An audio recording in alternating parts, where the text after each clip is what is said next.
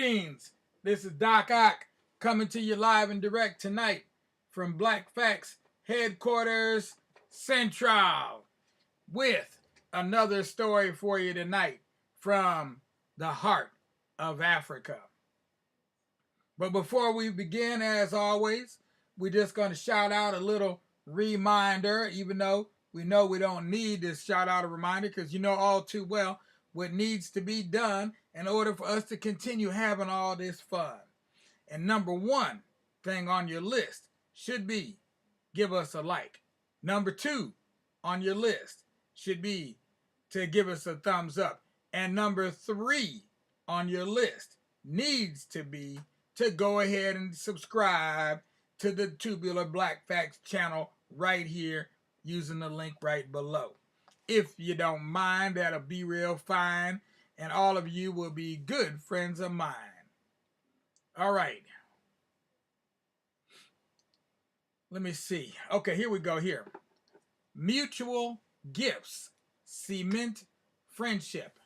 Mutual gifts cement friendship. Mutual gifts cement friendship. And there we go. And that one is from Côte d'Ivoire.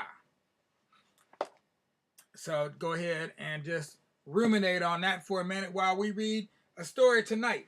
Now, oftentimes when we think of children's stories in modern times, we think of the witch, the lion, and the whatever, I don't know, the warlord, and we think of the Disney, all the Disney mythology that's out there, the reworked mythology that's out there, the sanitized mythology that's out there, and that's what we get. We get some sanitized quote-unquote mythology, some sanitized stories. Speaking of stories such as Snow White and the Seven Dwarfs is actually quite a darker story than what you might imagine. In fact, in spite of the fact that her name is Snow White, it was originally a very dark story that Snow White stars in.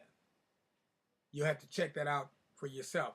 And just think about who is it that wrote the story in the first place. If I'm not mistaken, it was the brothers Grimm. And their stories were just as grim, if not more so, than them. And you can think of other stories like that, like the one about, what's that one? Oh, I know, Hansel and Gretel. And that was another grim story. And they go off into the woods, and the witch tries to eat them, and they kill the witch. So this is not necessarily a grim story. It is a story I have not read yet. So I am prefacing it with what I just said about these stories and how sanitized they are now. But if you read the originals, you'd be quite shocked at what the original story actually is talking about. Just as you would if you looked at the origins of many words that we throw around today. Okay, what does the word actually mean that we're using? So in this case, our story tonight is about death and the beginning of death. When Kintu first came to the earth, he found there was no food at all. He brought with him one cow and had only its milk for his food. So this is probably a story from East Africa. Oh, yeah, I see here, Gulu. This is a story from East Africa. In the course of time, a woman named Nambi came with her brother to the earth and saw Kintu. The woman fell in love with him. She wished to be married to him and told him so, but she had to return with her brother to her people and her father, Gulu, who was king of the sky. Gulu. Nambi's relatives objected to the marriage because they said that the man did not know of any food except that which the cow gave, and they did not like him. Gulu, their father, however, said they had better test Kintu before he agreed to the marriage. He then sent his son to take Kintu's cow. For a time, Kintu was at a loss what to eat, but he learned how to eat herbs. Nambi happened to see the cow and knew it. She complained that her brothers wished to kill the man she loved. She then went to the earth and told Kintu where his cow was and invited him to return with her to take it away. Kintu consented and went. When Nambi's brothers saw Kintu with their sister, they told their father. He ordered them to build a house for Kintu and said they were to put him to another test. An enormous meal was cooked, enough food for 100 people, and brought to Kintu. He was told that unless he ate it all, he would be killed as a thief if he failed to eat it. They said this would be proof that he was not the great Kintu. He was then shut up in a house and left. After he had eaten and drunk as much as he wished, he did not know what to do with the rest of the food. Excuse me. Fortunately, he discovered a deep hole in the floor of the house. He turned all the food and the beer into it and covered it over so no one could detect the place. He then called the people outside. The sons of Gulu came in, but would not believe he had eaten all the food. They therefore searched the house but failed to find anything. They then went to their father and told him that Kintu had eaten all the food. He would not believe this story and said Kintu must be further tested. A copper axe was sent by Gulu, who said to Kintu, "Go and cut me firewood from the rock, because I do not use ordinary firewood." When Kintu went with the axe, as he said to himself, "What am I to do? If I strike the rock, the axe will only turn its edge or rebound." However, after he looked at the rock, he found there were certain parts or certain cracks in it. Excuse me. He broke off pieces then and returned with them to Gulu, who was surprised to get them. Still, he said, Kintu must be further tried before they gave their consent to this marriage. You're going to have to try him some more. Kintu was next sent to get water and was told he must bring dew only, because Gulu did not drink water from wells. Kintu took the water pot and went off to a field where he put the pot down and began to ponder what he was to do, what he was going to do. Okay, so he took the water pot and began to ponder what he was to do to collect the dew. Sorely puzzled, but upon returning to the pot, he found it full of water and carried it back to Gulu. Gulu was most surprised and said, "This man is a wonderful being. He shall have his cow back and he shall marry my daughter." So he's passed all the tests apparently. Now comes the big test. Kintu was told he was to pick his cow from the herd and take it. This was a more difficult task than the others. Since there were so many cows like his own, he feared he would take the wrong one. While he was thus puzzled, a large bee came and said, "Take the one upon whose horns I shall alight. It is yours." The next morning he went to the appointed place and stood and watched the bee, which was resting on a tree near him. A large herd of crowds was brought before him, and he pretended to look for his cow, but in reality he watched the bee, which did not move. After a time, Kintu said, "My cow is not there." A second herd was brought, and again he said, "My cow is not there." A third, much larger herd was brought, and the bee flew at once and rested upon a cow, which was a very large one, and Kintu said, "That is my cow."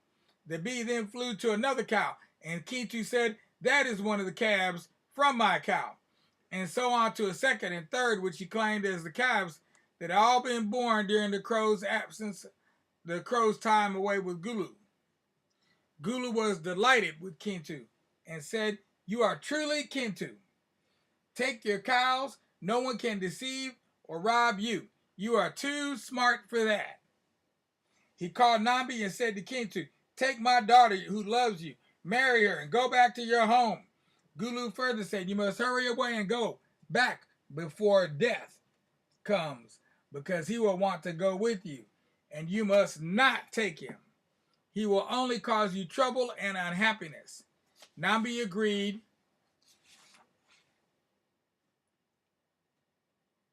To what her father said, and went to go pack up her things. Kintu and Nambi then took leave of Gulu, who said, be sure, if you have forgotten anything, not to come back, because death will want to go with you, and you must go without him. They started off home, taking with them, besides Nambi's things and the cows, a goat, a sheep, a fowl, and a plantain tree too. All right. On the way, Nambi looked into her basket and found out that she had forgotten the grain for the fowl, and said to Kintu, I must go back for the grain for the fowl, or it will die. Kintu told her not to go back, but in vain. She said, I will hurry back and get in without anyone seeing me. He said, your brother Death will be on the watch and see you. She would not listen to her husband, but went back and said to her father, I have forgotten the grain for the fowl, and I am come to take it from the doorway where I put it. He replied, did I not tell you that you were not to return if you forgot anything, because your brother Death would see you and want to go with you? Now he's going to go with you. You see what you did? I told you not to come back over here. That's what he told him. She tried to steal away without Death, but he followed her because he was a better thief than her. When she returned to Kintu, he was angry at seeing Death and said, why have you brought your brother with you? Who can live with him? Nambi was sorry. So Kintu said, let us go on and see what will happen. When they reached the earth, Nambi planted her garden, and the plantains grew rapidly, and she soon had a plantain grove. They lived happily for some time and had a number of children until one day Death asked Kintu to send one of his children to be his cook. All right, and we're going to end the story right there. We'll finish it tomorrow. And in the meanwhile, you all have some sweet dreams in the nighttime, sweet dreams in the evening, sweet dreams in the morning. And tomorrow, right around noon, I'm going to see y'all again. But what I need all you chilling out there to do right now is climb on in your little bed and put your little head on your little pillow on your little bed. Lay that head down and close those eyes and wait for that big old sun to rise. And when you feel those sunbeams beaming down on your eyes, go ahead and rise and shine, because your time is divine and you need to spend it like some expensive wine. You want to savor it and just, taste it just a little bit at a time. Don't drink it all in at one time. And that's how you want to do your day, and you want to do your life the very same way, because life is a precious thing, and that's why they call today the present, because it is. It's a gift from God Almighty. It's a present. So treat every day as if it's your last, because you don't know when your last will be. So enjoy every day that you get to see. And in the meanwhile, for you adults out there, you already know what you need to do. If you haven't done it already, give us a like, give us a thumbs up, and go ahead and subscribe to the Black Facts YouTube channel known as Tubular Black Facts. If you don't mind, we'd appreciate that. That'll make everything real fine. In the meanwhile, peace out to everybody out there. This is Doc Ock signing off. We'll be back tomorrow at noon, and we'll see you then. Peace out, without a doubt.